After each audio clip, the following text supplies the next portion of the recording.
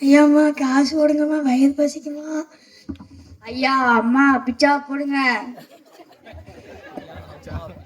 ஐயோ அம்மா உங்களால முடிஞ்ச உதவி செய்யுங்கம்மா, எனக்கு கண் பார்வை தெரியாதுமா. எனக்கே உடம்பு முடியாம நான் இங்க வந்திருக்கேன். நான் உட்கார்ந்தா எந்திக்க முடியல, எந்திச்சா உட்கார முடியல. இந்த கால் வலிச்சா அந்த சைடா எடுத்துட்டு போகுது, இந்த கை வலிச்சா இந்த சைடா எடுத்துட்டு போகுது. சரி பரவாயில்ல, இவங்களுக்கு அட்லீஸ்ட் காசு போடுவாங்க, அப்பமாச்சும் நம்ம ஜுரம் சரியாவதா பார்ப்போம்.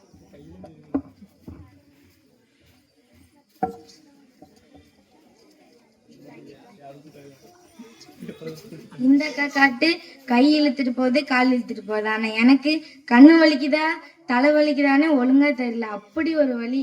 இதுல வேற இவங்க வேற இப்படி டார்ச்சர் பண்றாங்க. இந்த ஹாஸ்பிட்டலுக்கு வந்து இவங்க பக்கத்துல நின்று நம்ம பிச்சை எடுக்கிற நிலைமை வந்துடும் போல.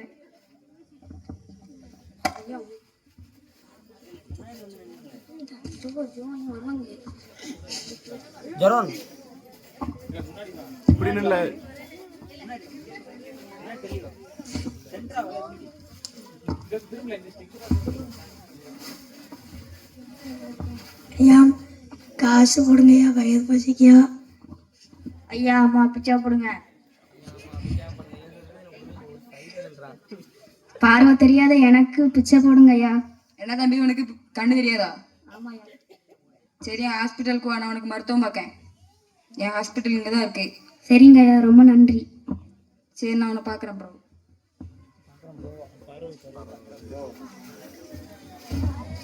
காட்சி 2. மறுநாள் காலையில் புனித லூக்கா மருத்துவமனை.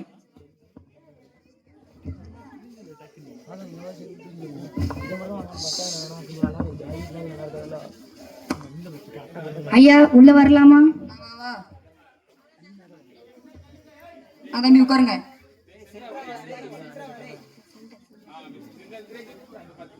இப்படி இப்படி இங்க பாக்க.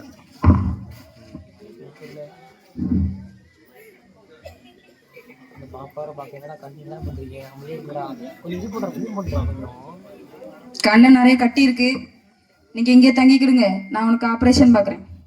சரிங்க ஐயா, ரொம்ப நன்றி.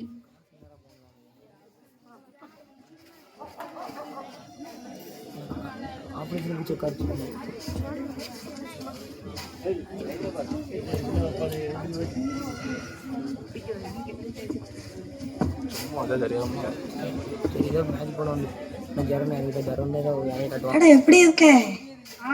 நான் நல்லா தான் இருக்கேன். எனக்கு கண்ணுக்கு ஆப்ரேஷன் நல்லபடியாக முடிஞ்சிருக்கு.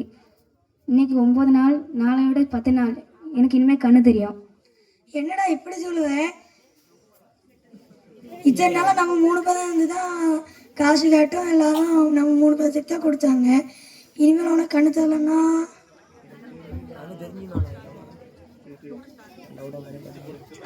எனக்கு ஐயா அம்மா பிச்சா போடுங்க.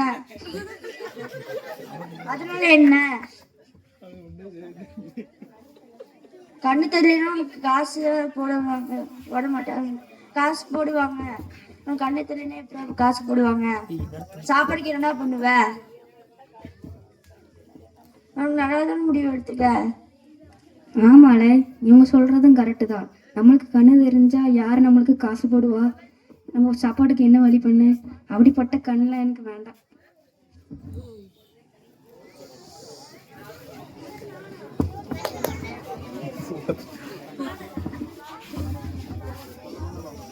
தம்பி என்னாச்சு உன் கண்ணுக்கு?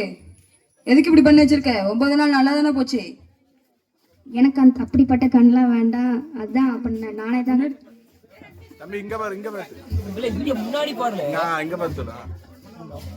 நானே தான் கட்டை ஊத்து நானே கண்ணை கசக்கிட்டேன்.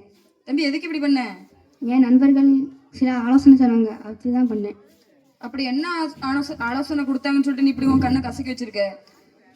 இப்போ எனக்கு கண்ணு தெரிஞ்சிட்டுனா யாரும் காசும் போட மாட்டாங்க, ஒன்றுமே பண்ண மாட்டாங்க. அப்போ நான் சாப்பாடுக்கு என்ன வழி பண்ணுவேன்?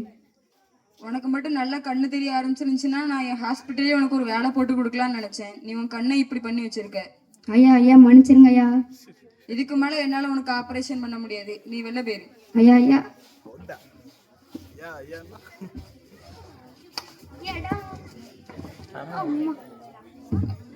இந்த நாடகத்தின் மூலம் நாம் கற்றுக்கொண்டது என்னவென்றால், பார்வை இல்லாத இந்த குருடனுக்கு டாக்டர் வேதநாயகம் அவர்கள் கண்களில் ஆபரேஷன் செய்து அவனுக்கு நல்ல வாழ்க்கை ஏற்படுத்தி கொடுக்க வேண்டும் என்று ஆசைப்பட்டார். ஆனால் அந்த குருடனோ தன் தவறான நண்பர்களின் கருத்தை ஏற்றுக்கொண்டு தன் வாழ்க்கையை அழைத்துக் கொண்டான். அதுபோல நம் தேவன் நமக்கு பல ஆசீர்வாதங்களை தருவதற்கு தயாராக இருக்கிறார். ஆனால் சாத்தான் நமக்கு தவறான ஆலோசனைகளை கொடுத்து அந்த ஆசீர்வாதங்களை பெறுவதற்கு தடையாக இருக்கிறான். எனவே நாம் நமக்கு ஆலோசனை செய்யும் தேவனின் வார்த்தைக்கு கீழ்ப்படிந்து வாழ்ந்தால் வெற்றி என்பது நமக்கு கிடைக்கும். எனவே யோசித்து செயல்படுவோம், சிந்தித்து செயல்பட்டு வெற்றிகளை பெற்றுக் கொள்வோம்.